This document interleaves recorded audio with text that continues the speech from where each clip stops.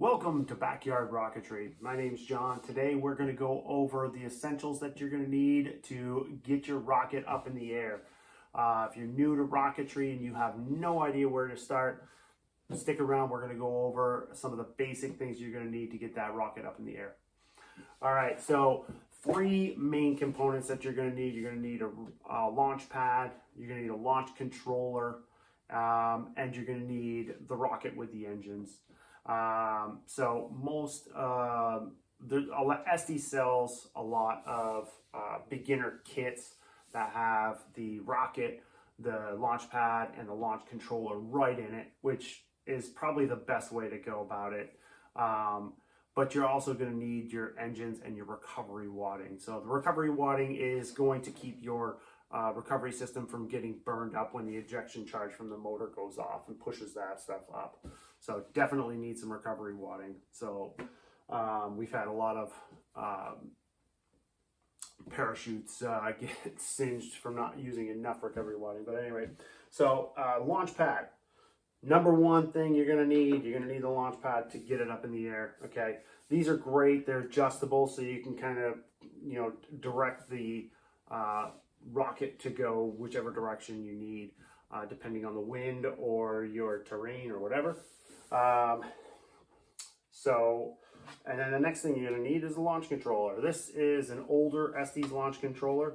They come with a really long cord to stay back away from the rocket as it goes off, and on the other end is a couple alligator clips to clip onto your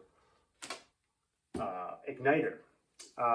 So definitely going to need that. Also going to need some engines. This is a pack of C engines right here, but you're going to need obviously whatever engine your rocket will take.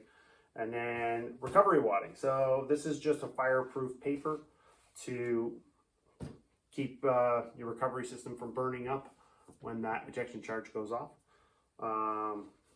And you don't need a lot of recovery wadding in your rocket when you're packing it up. Just enough to cover the entire inner body tube. So those are the essentials that you're definitely going to need. Again, you can get them all as a kit, or you can buy them separately. These controllers are a little bit finicky.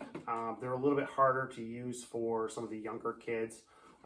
Even my 12-year-old was having issues with this when we first started, because you have to hold this key down and put a lot of pressure on it and then hit the launch button at the same time. A little difficult. They do make other launch controllers that are a little bit easier to use, or you can build your own. We do have, we'll be making another video about how to do how to modify the launch controller. So that's all you need. Those are the essentials. So yeah, get it out, have some fun, launch some rockets, and we'll see you in the next video.